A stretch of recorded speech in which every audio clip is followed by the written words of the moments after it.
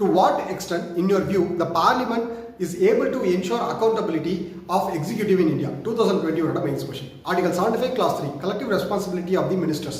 So இதை தான் வந்து பார்த்தீங்க அப்படின்னா இன்ட்ரோடக்ஷனாக கொடுத்துட்டு ஸோ இந்த இடத்துல பார்லிமெண்ட் எந்தெந்த இடத்துல அக்கௌண்டபிளாக இருக்குது, எந்த இடத்துலலாம் வந்து பார்த்தீங்கன்னா அந்த அக்கௌண்டபிலிட்டி வந்து பார்த்தீங்கன்னா மீன்ஸ் மெயின்டைன் பண்ண மாட்டேங்கிறாங்க அப்படின்னு பார்த்துட்டோம்னா, first for example people. So people அப்படின்னு சொல்லி பார்க்கும்போது பீப்புள் வந்து என்ன பண்ணுறாங்க, மெம்பர் ஆஃப் பார்லிமெண்ட்டை சூஸ் பண்ணி பார்லிமெண்ட்டுக்கு அனுப்புகிறாங்க. ஸோ இந்த இடத்துல மெம்பர் ஆஃப் பார்லிமெண்ட் அப்படின்னு சொல்லி பார்க்கும்போது அவங்க வந்து ஆக்டிவ் பார்ட்டிசிபேஷனாக இருக்கிறாங்களா அப்படின்னா அது ரொம்பவுமே கம்மி. ஸோ அதே மாதிரி இந்த இடத்துல பார்ட்டி லாயல்ட்டியை தான் வந்து பார்த்தீங்க அப்படின்னா மோஸ்ட் ஆஃப் தி எம்பிஸ் வந்து மெயின்டைன் பண்ணுறாங்க. ஸோ அதுக்கடுத்து ப்ராசஸ்.